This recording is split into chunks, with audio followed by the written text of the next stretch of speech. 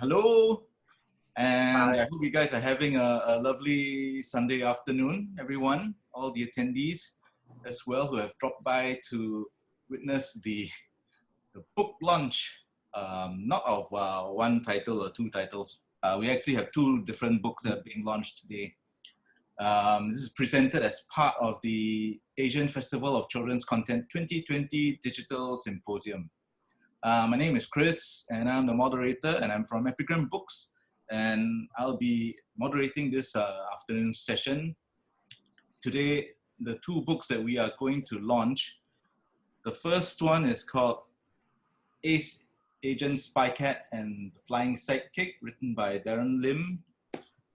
And the second book is called Lion Boys and Fangirls, written by Pauline Loh. Incidentally, this is the sequel. This is the sequel to the first book called Lion Boy and Drummer Girl, which was long-listed for the Epigram Books Fiction Prize.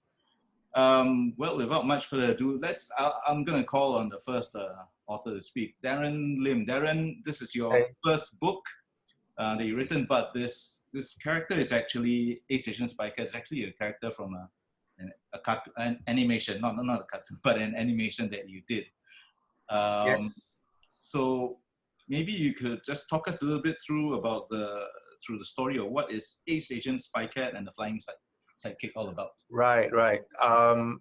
Well, I'll introduce the series as a whole first. So this Agent Spycat series is actually about the escapades or the adventures of Spycat, who is a Singaporean agent with a crime-fighting organization called FELINE, and that stands for the First Enforcement League for International Emergencies. So this is the first book, Agent Spycat and the Flying Sidekick. It's the first book in the series, and in it we have the evil Penguin King, Blackwing, who has turned the tropical island of Boracay in the Philippines into his own frozen paradise. So it's a mission for Spycat, of course, and but it's not going to be a simple one because Spycat needs to learn with his new partner. I mean, he needs to learn to work with his new partner, Rockcat. So yeah, so that will prove to be quite a feat, and that's what the story is about. Yeah.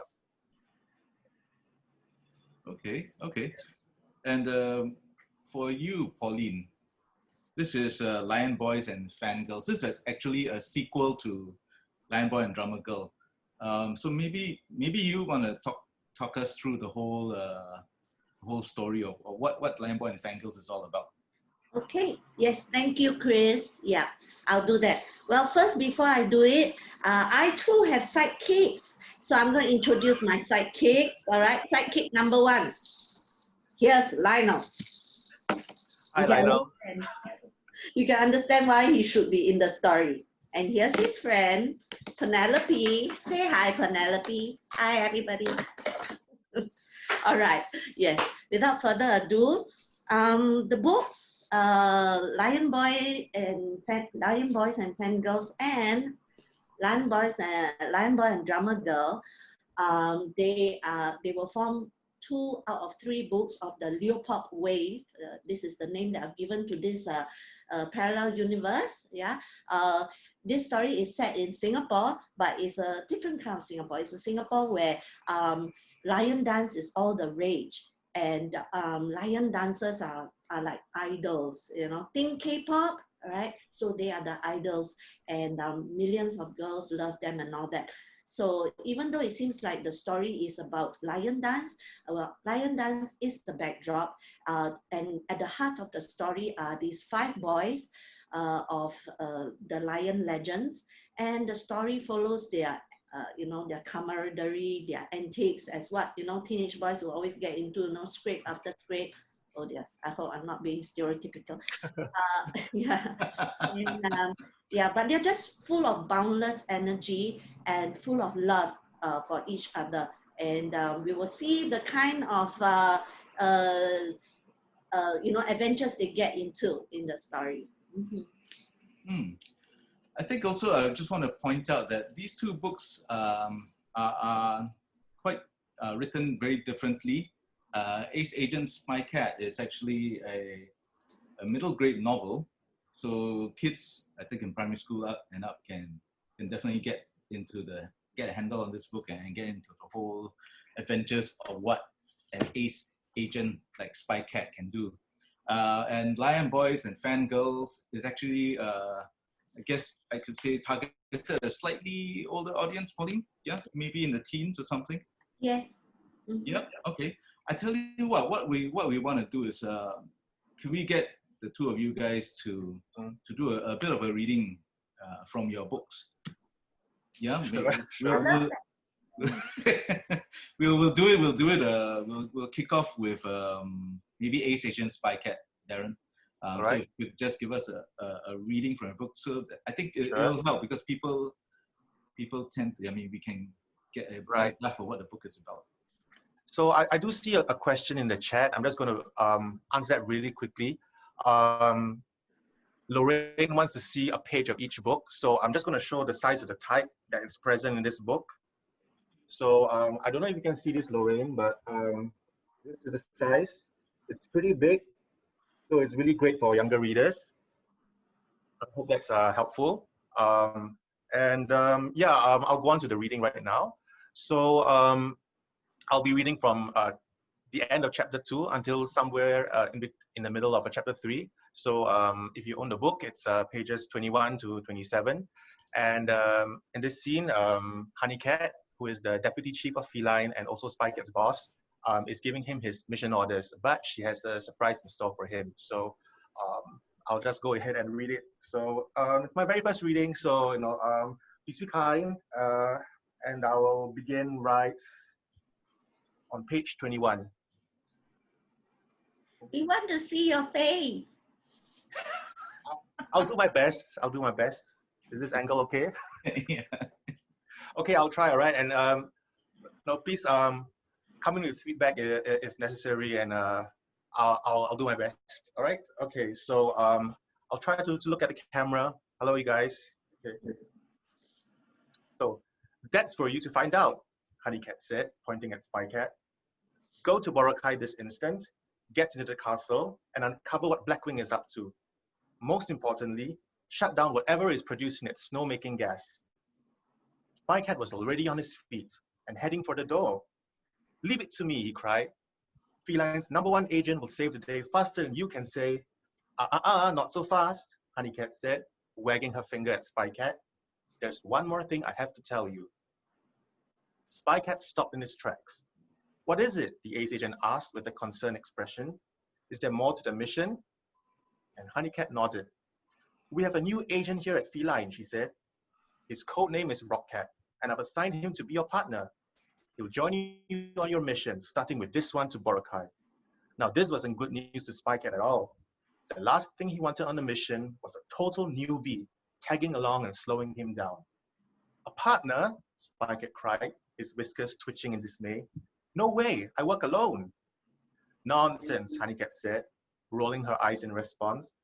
Pairing up with new agents and guiding them is part of your job as an experienced ace agent. So teach Rockcat everything you know, Spycat, and look after him. Look after him, Spycat echoed with exasperation. I'm not a babysitter. Honeycat gave Spycat a wry smile. Surely this task isn't too difficult for... Who was it you said you were? I believe it was Feline's #1 agent. I'm Feline's #1 agent, not its #1 babysitter, Spycat grumbled under his breath. I heard that, Honeycat said, chuckling. She then pressed a button on her desk's intercom and spoke into its microphone. You may come in now, Rockcat. And kabang! The door to Honeycat's office burst wide open. At the doorway stood a young, stumpy-tailed cat with brown fur. He wore a uniform like Spycat's, except his was blue. Junior Agent Rockcat, reporting for duty, he yelled before bouncing into the room. Spycat raised his eyebrows in surprise. He wasn't expecting his partner to be such a loud and lively bundle of energy. Good morning, Rockcat, Honeycat said. She gestured towards Spycat with a paw. This here is Ace Agent Spycat, your partner. You two will be setting off on a mission together. Rockcat grabbed Spycat's paw and shook it enthusiastically. I'm a big fan of yours, Spycat, the junior agent squealed with glee. I've heard so many tales about you from my instructors at basic feline agent training. Like when you stopped those sky pirates from robbing passenger planes mid-flight. And the one when you saved feline headquarters from gigantic cat-eating fleas. I gotta say, I'm so honored to be your sidekick. For an instant, Spycat imagined himself as a comic book superhero, with Rockcat as his trusty sidekick. Sidekick, huh? The ace agent said. I like the sound of that. Rockcat is not your sidekick, Honeycat said, giving Spycat a dirty look. The two of you are partners. And that's the end of my reading. Yeah. Thank you, Oh, that's thank okay you, for a thank you first, very first much. go. Right. That's good, that's good.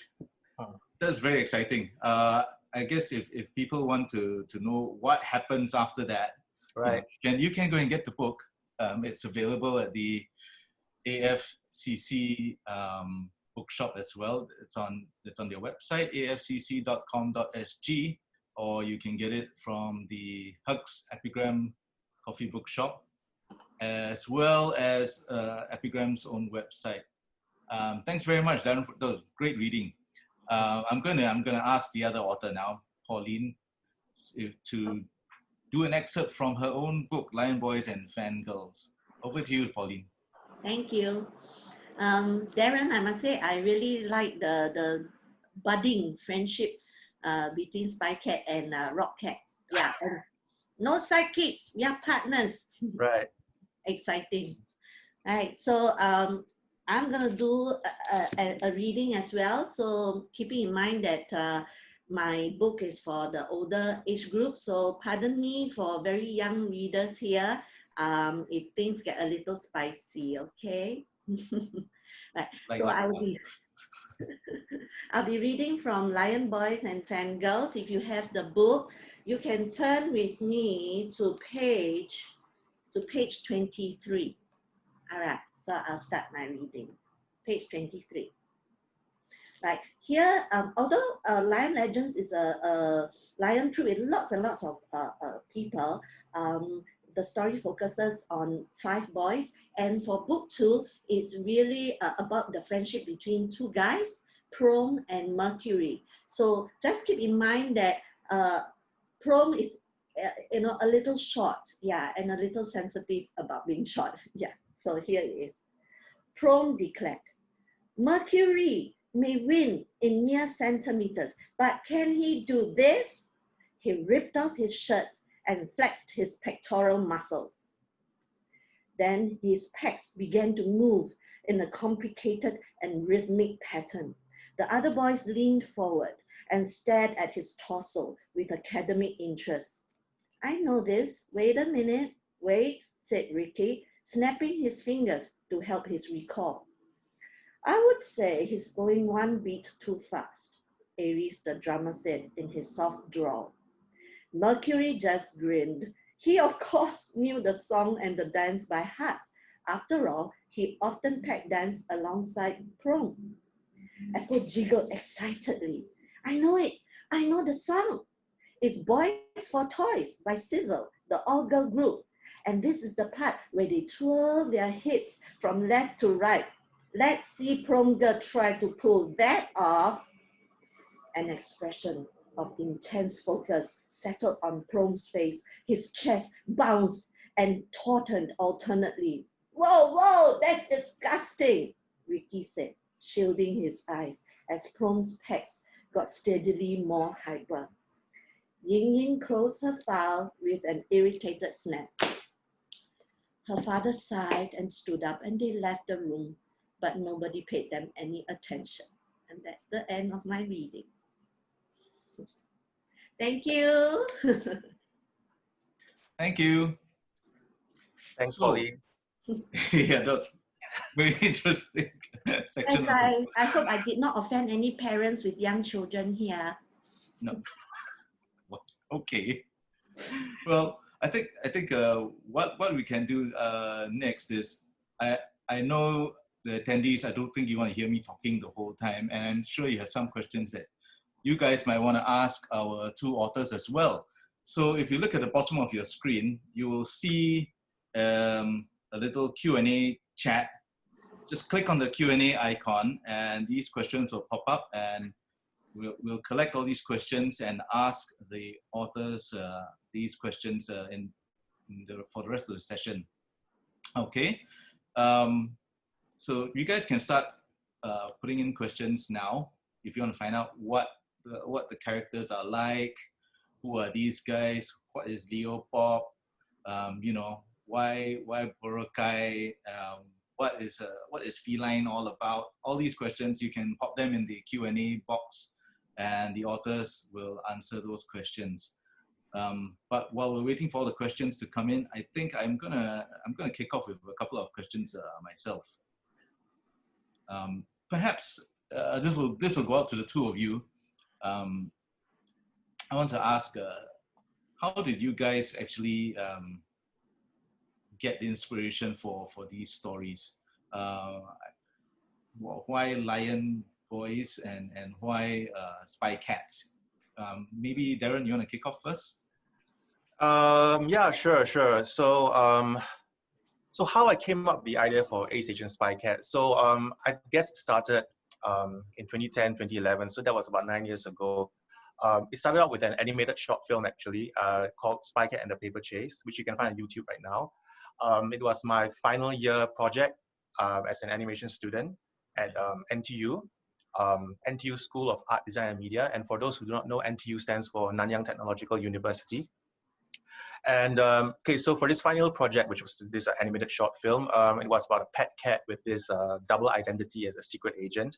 And he has to stop this super villain chihuahua called Captain Chico, who was robbing the world of every paper product there is.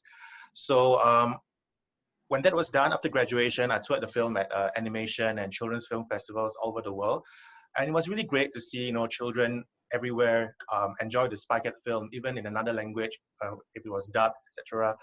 And from the response that I got after the film festival circuit was done, you know, I knew that I wanted to tell more stories. So, but rather than making more cartoons, which can be quite a lot of work and very expensive, of course, I thought the best way forward would be to write Spycat books. There's a slight change in the concept, I guess. You know, Spycat is no longer someone's pet cat, and it's now an anthropomorphic cat who lives in this all-animal world. So also like a fictional universe, like Pauline's Leopop. So it's an alternate universe, I guess, where it's all animals. But however, the spirit of the film still remains. And of course, in this very first book, we see Spycat go on his first mission with his new partner, Rocket. So yeah. I think that the animation is so much more exciting. This was my first look at your cartoon, and the characters are really very good looking, very charming. Yeah, I hope so. That they're quite attractive, especially to younger audiences. So it charms them, you know, when you see them at a film festival and then they're all slack-jawed and eyes wide open and they don't talk, and you just know that, wow, you know, it's captured their imagination and their attention. Yeah. Did you draw them yourselves, that two characters? Well, I designed the characters, yes. However, for the illustrations in this book, I did work with another illustrator who's far more skilled than I am. Her name is Lai Hui Li. So I think it was a really great working relationship where, you know, she was very faithful to the original designs that I had, and to really depict my vision really well. So, you know, kudos to her. I don't know if she's here today, but I had a great experience working with her. Yeah. Wonderful. How about for yourself, Pauline? What was your inspiration for Lion Boys and Fangirls, or even maybe the first book, Lion Boy and Drummer Girl? Like, how did this whole idea to this universe come about? Right. Yeah. Yeah. The book came about because of two of my passions. Yeah. So I like to watch lion dance. Okay. I like to watch Lionel do his stuff. Yes, yeah. Lion dance is such a vibrant and energetic and noisy, you know, craft, and also so full of history. You know, I'm sure even if you don't know exactly when lion dance started, you sort of know that lion dance hails back a long, long time. That's how rich the history was. So yeah, I love lion dance. And another of my passions is I do follow this K-pop group. Called, yes, I do. They are called Xinhua. All right, and the young people nowadays will be going like, huh, Xinhua, what's that? That's because this is a very old group, you know. old groups for old people, okay? Yeah, No lah, no lah. yeah.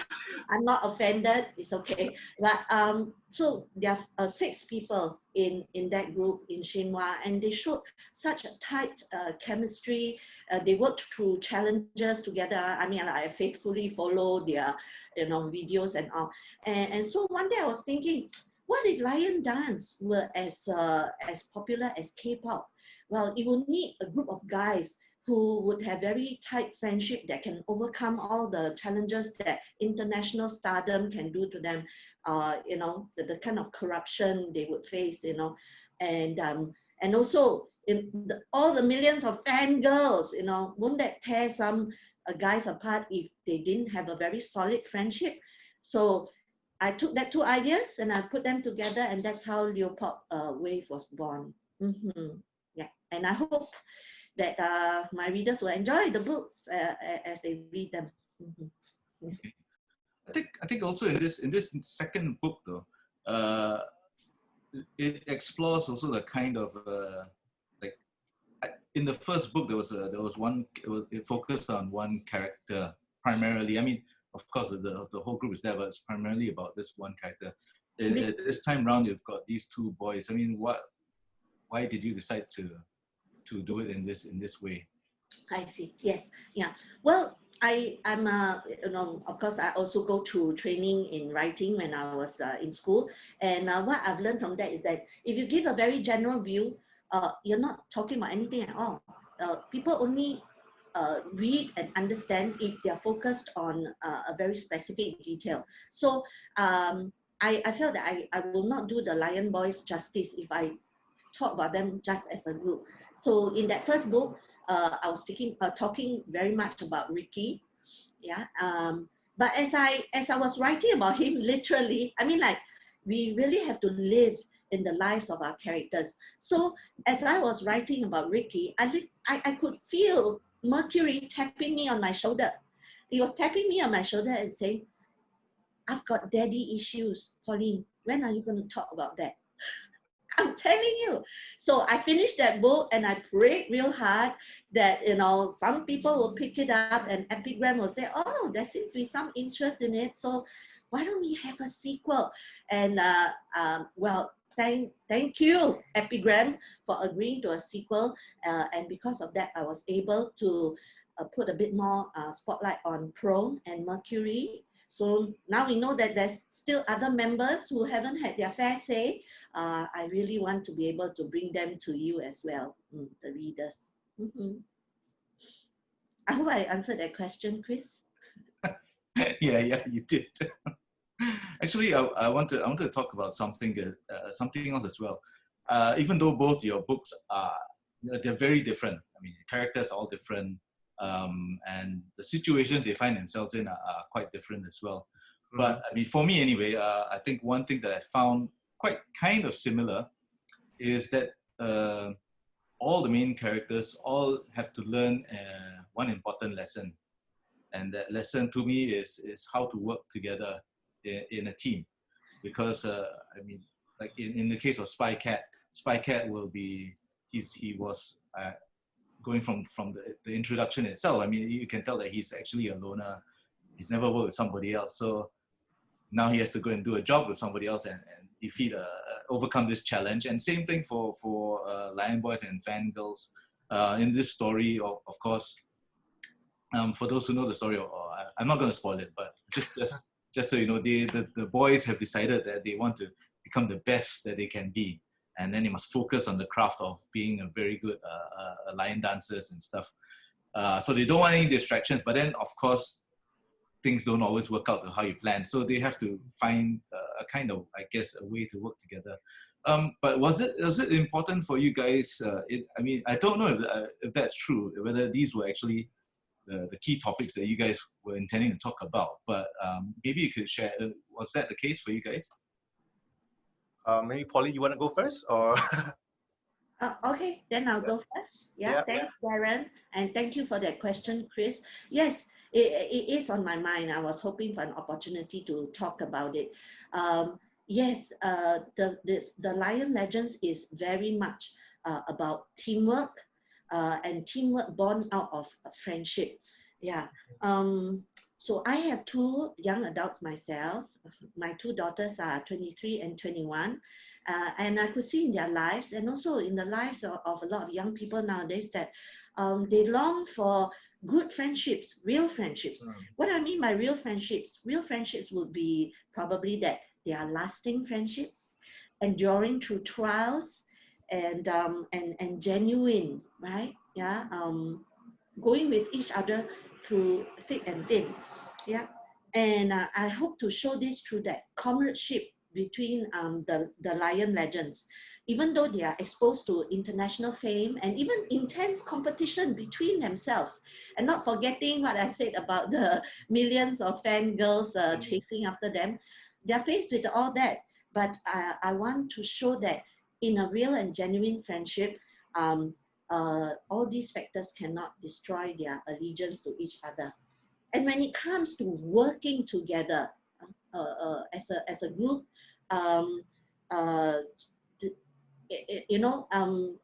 more is called for. Yeah, like more coordination. But as I was thinking about it, I realized that coordination is not enough. And I was trying to grapple with this idea of how these partners can be so close to help each other.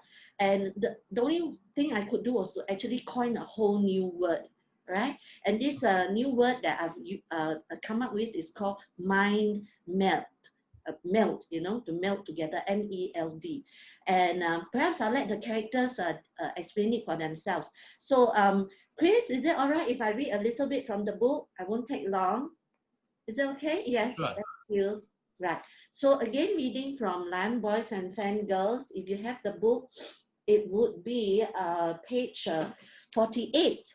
So Mercury is now talking to Prome, and he's angry with Shifu. Okay, and we'll see why. Shifu says that my opening act was unnatural. Unnatural? What's unnatural is pairing me with Apple and you with Ricky, all because of height. I've been one lion with you, Prome, for years. Our mind melt is famous. And now Shifu wants me to pair with Apple? I'm not lifting his fat ass. He can be the lion body. And let's see him trying to lift me. Okay. And so we can see from this, yes, this is my original clip. I didn't take it from YouTube. What you're seeing on the screen is one of the many performances that I go to because I love to attend lion dance performances. So let me tell you a little bit more about Mind Melt and what Shifu says about it. And this is from the first book, page 18. This is how Longshan Shifu describes Mind Melt. Coordination. Coordination is all very well for fighter pilots, brain surgeons, but this is lion dance we are talking about. Coordination is not enough. When a lion lifts his front foot, the whole troop must shift their weight. When a lion gets an itch, everyone must scratch.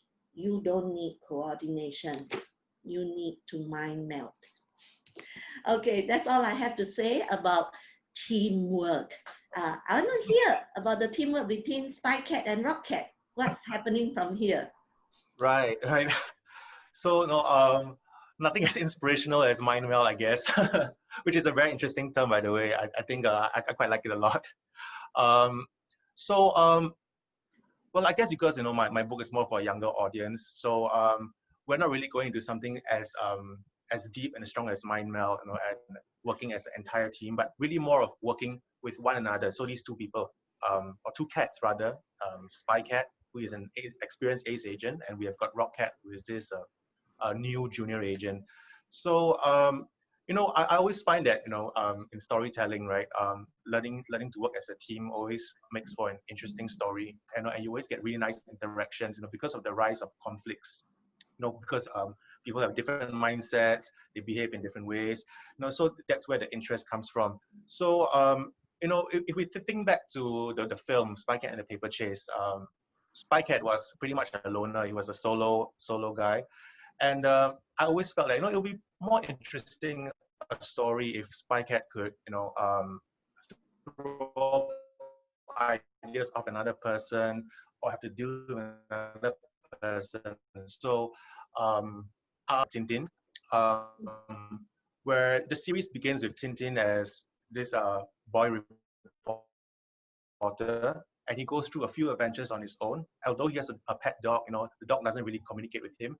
But it really gets interesting once Captain Haddock comes into the story. You see, so he has this a foil basically to deal with, and they have very different personalities. So Spycat is more of a grumpy loner. He's very experienced, and Rocket is really eager and very green. So that's where we get this interest when it comes with these trying to work as a team. And I guess what I would like maybe my young readers to take away from this is that being in a team doesn't mean that you agree all the time. It doesn't mean that you all think and act the same way, and that differences, the differences that you have can, and what's most important is that you try to achieve the goal that you have in mind. So it doesn't always mean perfect unity, no arguments, no differences, but it's all about learning to work as a team. Yeah. So I guess that's what I'm trying to put across in my story. Yes. In Tintin, Captain Haddock, I'm trying to remember, is he the guy with the beard? Yes, that's him, the one who likes to curse and say many colorful things. So they have very different personalities. So Tintin is more proper, and Captain Haddock is more of a loose cannon. So in that sense, it's where you see sparks fly basically, and the stories get a lot more interesting in the series once Captain Haddock gets put in. So that is kind of a reason why I put in a sidekick character for Spycat as well. So are the two of them very different? Is Spycat like oil and water with Rocket? Well, I would say that Spycat tries. I mean, after all, it's part of his job. And well, I guess a little background in FELINE, which is the organization. Spycat would have been a new agent once as well, so he would have had to work as a team. But I guess it's more of his personality. He likes to do things alone, and he's quite experienced, quite skilled, so he doesn't need anyone slowing him down. He tries to warm up to Rocket, but things don't always go so smoothly in the mission. But if you pick up the book, you'll see how it all turns out in the end, basically. Yeah. Okay, thanks very much, Darren. Right. I just want to remind everybody again that if you have any questions for our authors, click the Q&A icon at the bottom of your screen. It's next to the record icon, and click it and then type your question in there, and we will get to you guys. So we've got a couple of questions in already, and this, I guess we'll pose this to for both of you. Maybe we'll go with the one from Lorraine Rainey first. Sure. Do you outline your story or let it develop? Do you outline a story in advance, or do you let it develop as it goes along? Okay. Well, Darren is thinking of his answer. Maybe I will, yeah. I will Okay, take sure. that. Yeah, maybe because the answer is No, please go ahead. Go ahead. Yeah. Yes. So I do have I love using a character map. Okay, yeah, I'm trying to organize my answer. So I have conducted classes, and then I always get this question: is plot more important, or is characters more important? And then to be politically calm, people will always say, oh, both are equally important. But as I write, story, different types of story, to me, okay, this is a personal opinion, I feel that characters are more important. And I always tell my students that your audience will only believe in your characters if you believe in them yourself first. So I think that my characters need to be very, very authentic. I mean, like, if I can give them a birth certificate, I would do it as well, just to make them as authentic as possible. So if you say, did I outline first? I would say that one of the most important things I would outline is the character. So I have a character map. I actually have a template, going into their looks, their behavior, their speech, their thoughts, and I will write that out. Not all at the beginning. I will, of course, have a skeleton, and I'll go into the story. And as I write the story, as I say, I live through my characters, and some of them will be talking to me in the middle of the night. And then I will craft that character map some more. Okay, but please remember, do not keep planning and not writing. You have to put the plan aside and write. Yeah, that's what I say. Right, I have to agree with Pauline on that. You cannot be stuck at the planning stage forever. So so this question is from Lorraine. So well, at least for me, because of my background, I'm from an animation background. I also have a script writing background. So when it comes to writing stories, I tend to plan really in a detailed manner, and I don't get to the writing stage until everything is fixed in a plan, basically. Because when we think about animation or video production, any moment that you spend creating something, let's say artwork or filming something, it's expensive, it's money that's being so-called thrown away. So that's the discipline that I came from. So I'm always very conscious of how things happen in the story. For me, I tend to work with a fixed number of chapters. It's always like 20 chapters, it must happen within 20 chapters. Things must happen at a certain stage, and that's basically how I go about doing that. So I'm a big on planning, basically. Yeah. Wow. Yeah, I think animation now you're showing me that it's so much more complicated than just a normal book. It is so complicated. Well, I mean, it doesn't really come organically. I mean, when you're planning, yes, it's organic, but I don't really get into the stage where I just write straight away. So it's always point form first, at least for me. Yeah, sometimes I do some storyboards and stuff like that. So, but I think it's more of an issue from where I come from in my training. So I don't think it's something that maybe everyone should do, but it's what works for me. Yeah. Okay.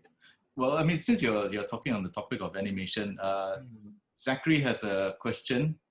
Okay. How long is the animation? I'm assuming that he means the full version of Spycat. For Spycat and the Paper Chase, is it? Okay, Yeah. I'm seeing the question by Zachary. So it's about 6 minutes long. So you can find it on YouTube. Just search for Spycat and the Paper Chase, and you can enjoy it. So just to add that 6 minutes doesn't seem that long, but animation is very, very time consuming, and wow, it was like 1 year plus of like 9 to 9 every day, working with my teammates and everything. So Wow.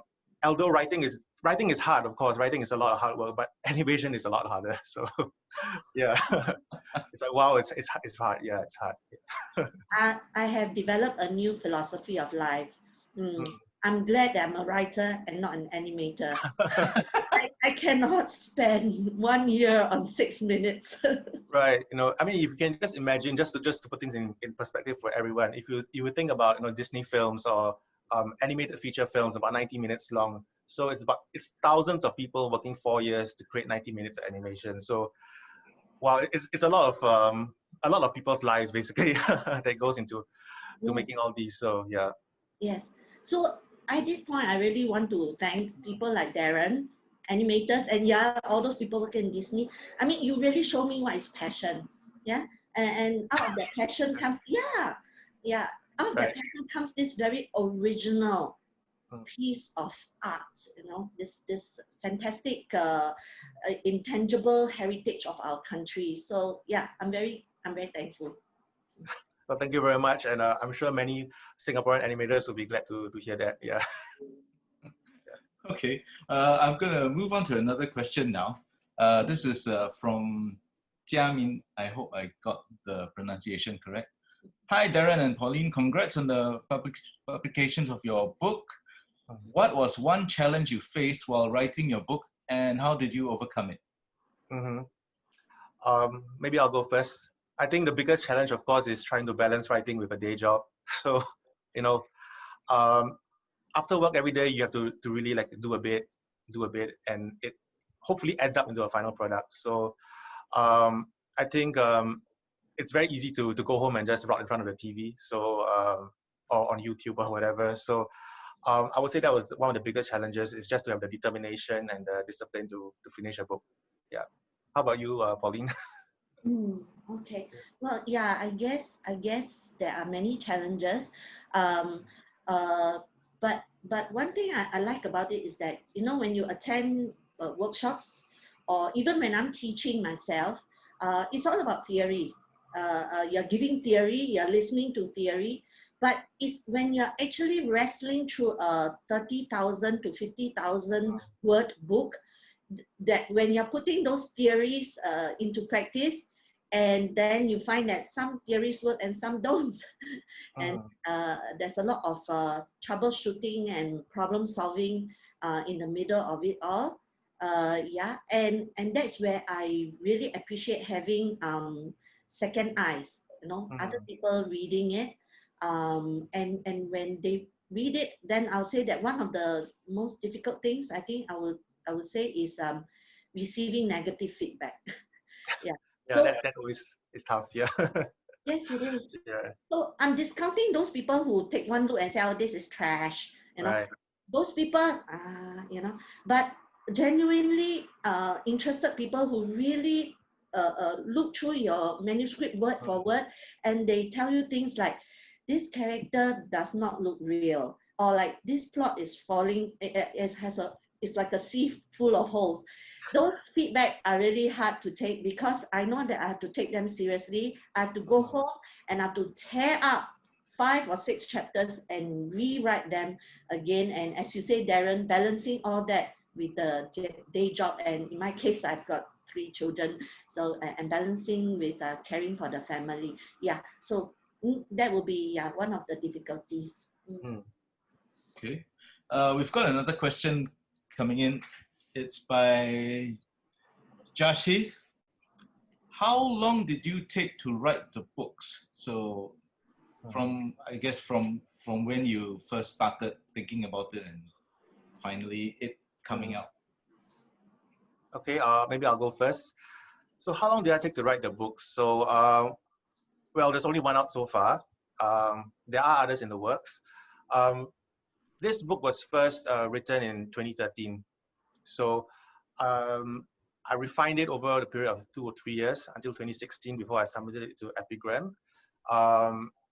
Right, so it was not really a short endeavor. So it was really, as I said, a bit and a bit every day, because I didn't really quite know if it was really going to amount to anything. So I wasn't too harsh on myself.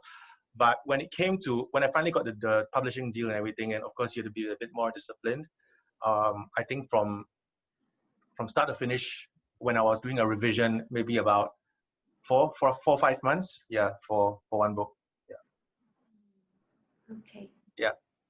All right. So I'll also give my version of the answer to the question: how long did it take me to write the books? So I've written a few, so my answer will be more varied.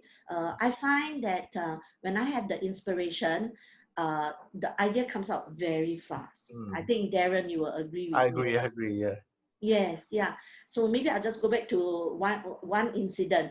I wrote this very prosy, very preachy manuscript that I wanted to submit for a contest. And so my writer support group, they read it, and they were very genuine and very compassionate in their response to me. Basically, they said, "This is boring." And so I had to like throw it in the dustbin and then go back and rifle through my archives. And I found this story that I've written for my personal, enjoyment. Is a fan fiction, a romance fan fiction. And it's so trashy that I never dared to show anybody. So in my desperate, and I wrote it like in 3 hours or so, like that. It was like maybe 6,000 words. But because the idea was in the head, so it just out on the paper. So I brought it to my writers group, and they say, yeah, submit this one. So I tidied it up and all that, and it won the Scholastic Asian Book Award runner-up. So that trashy story that was written in about 6 hours. But of course, after that, I had to do the polishing, and that took. Right. So on the other end of the spectrum, I had a story. It's about gangsters in Singapore. I actually did live interviews with real life gangsters with all the tattoos and all that. And I made sure that I interviewed them in a very public place in broad daylight. But they were not gangsters by the time I interviewed them lah. They were already very civilized, very, you know, ex-gangsters, yeah. ex-gangsters, yeah. So, but they had beautiful stories of turning over a new leaf to tell me. So I wrote up those stories, and it took me nine years to get, no wait, I would say 6 years. 6 years to get it to the attention of a publisher before it was published. It's called A Fighting Chance. Yeah, so very, very the experience.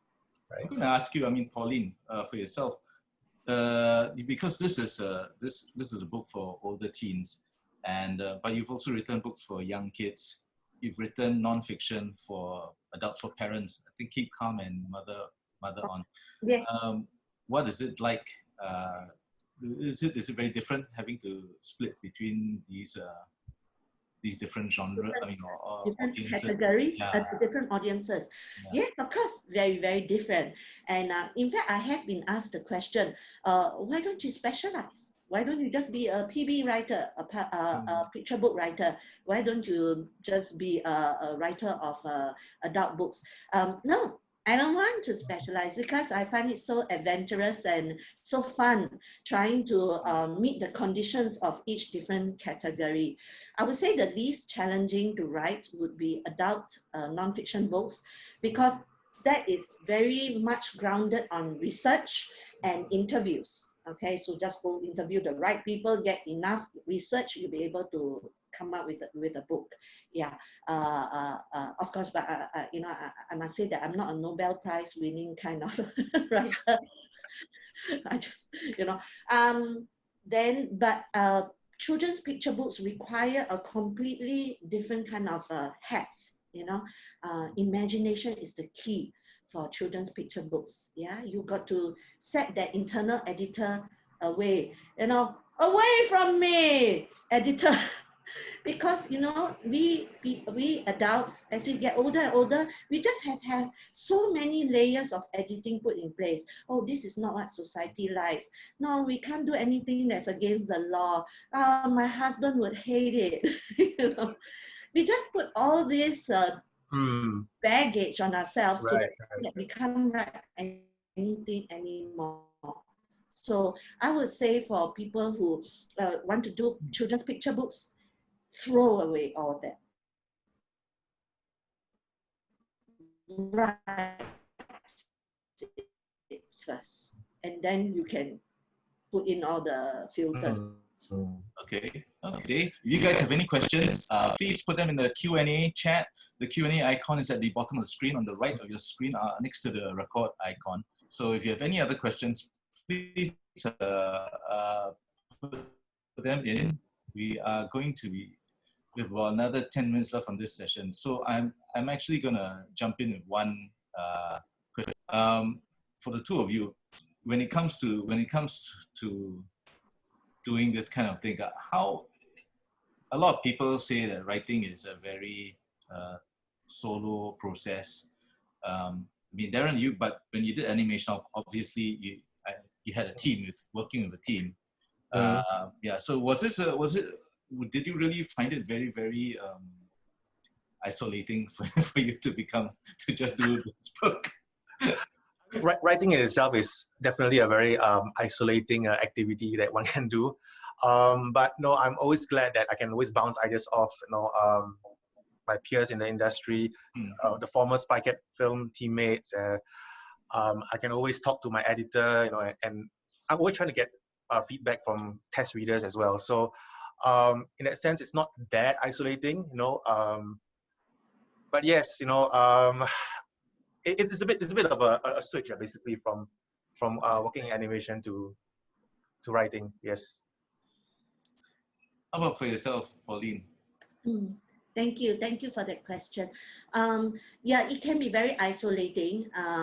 I didn't realize when I had the dream to become a writer at the age of 15 that basically I will have to get into a cave and seal up the, you know, cave entrance. So I'm an extroverted person. So by the time I came to realize that, you know, the two does not match, it was too late. I was really bitten by the writing bug, and I knew I want to continue being a writer. Whether it's lonely, well, I just want to echo what Darren says. You know, he's constantly reaching out to test readers, to Like his for feedback and stuff. Yeah, yeah. yeah, that's right. Mm. So that's what I do, and I actually have a writers group, and a shout out to some of my writers group friends, my buddies who are here with me through thick and thin. Maggie, Jia Min, Linda, they are listening in now on this chat. And my current writers group now is we have a name. We call ourselves the penultimate stop. Made up of award-winning author Lian Ong and my two other friends, Lucy and Janice. And yeah, so the usefulness of a writer support group is not only that we critique each other's work, but literally we provide that much needed boot to the butt. What I mean by that is they kick me whenever I'm not being fruitful. So then I'll go like, yeah, okay, I'll churn out a chapter and deliver it to you by our next meeting. So that was it is very good. Okay, we have a couple more questions. I think before we finish off. Sure. What was some of the considerations you had? This is to Epigram. What are some considerations you had when you choose to publish these two books? I think we can work. I can get back to you on that one separately. We just want to give a lot of focus to the two authors and two books today that we are launching. Lorraine asked a question for Darren. The vocabulary you used was, were you advised in using in the vocabulary that you use? For instance, smile wryly. Was there anything like that? Did you discuss that? So I think when writing children's books, right, there's always this struggle to wonder, am I writing at a level that's suitable, number one? Are the words too difficult? Are the concepts too difficult? So that was something I really struggled with while writing the book. I think what I did was to find a benchmark, basically. So, the Geronimo Stilton series is very popular, and the sister series, Thea Stilton, is just as popular. So I kind of gauged my writing level to be similar to theirs. So if we're talking about reading grade levels, it's about high 4s, maybe nearly 5. For more complicated terms and complicated words, they are actually explained in the book as well in footnotes. So it stretches children a little, but hopefully it's not too much that they don't enjoy the book. And so far from what I'm hearing from children as young as 7, even if they don't understand everything fully, they still enjoy the story. So yeah, that's my answer. Wow, you have thought quite a lot about this, Darren. Yeah, that's great. Right. It's a concern. It was a concern. Yeah. And sometimes I bounce this off my editor. I don't know if she's listening in. We're always wondering, is this too difficult? Is this too hard? Do we need to explain this? But hopefully we've come to a good midpoint, basically, where it's not too easy, not too difficult, and most people can enjoy it. Most children can enjoy it. Yeah. And Darren, you brought up something. You said that you had feedback, and even from the 7-year-old child. Right. So how do you feel about feedback from your actual readers themselves? Well, I think I would say it's the most important, really. So, ultimately it's for them, for children. So all the praise can come from adults or people in the industry. But at the end of the day, if your target audience does not like it, then it's a flop. So I think I always like to hear from my actual readers themselves. So yeah, I think that's important. Yeah, I agree fully with that. And so I would say to our readers, to Darren's readers and my readers as well, please do give us feedback. I don't know how you can find Darren on the internet, right? Darren, can they find you? Yes, you can. Yeah.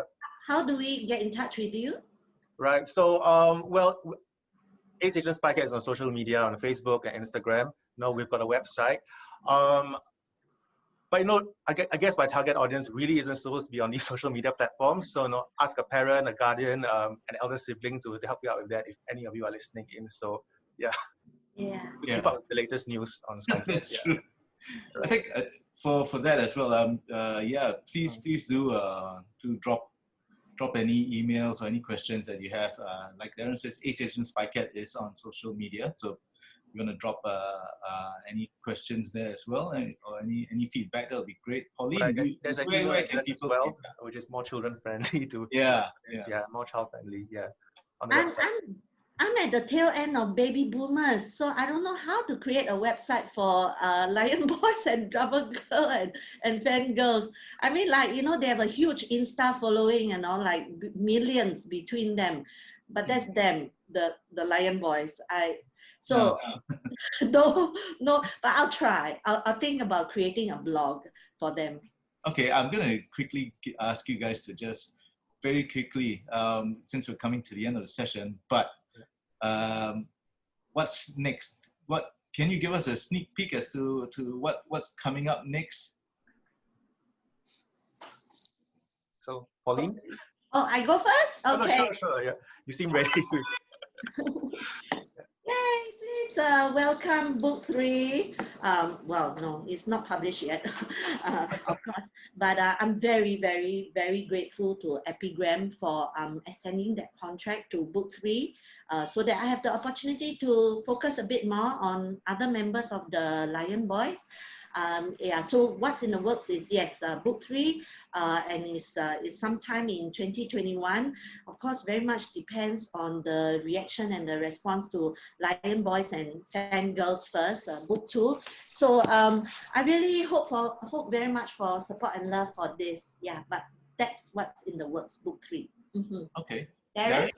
Okay, for me, people have been asking about the second Spycat book, you know, as early as, you know, one week after the book came out. So the second book is planned to come out in April next year. I think the date may still shift, I'm not so sure, but yeah, look out for book 2. It's called Agent Spycat and the Mayonnaise Mayhem. So yeah, look out for that. Okay, great. Mayonnaise as in the sauce? Yes. Okay, right. So yeah, it'll be a very sticky adventure. Yeah. Okay, that's great. And with that, I think we'll have to bring this session to an end. It was very lovely talking to you guys, Darren and Pauline. And I want to thank everybody for joining in as well. Thank you so much for taking time out on your Sunday afternoon. Yeah, thank you, everyone. This book launch is presented as part of the Asian Festival of Children's Content 2020 Digital Symposium.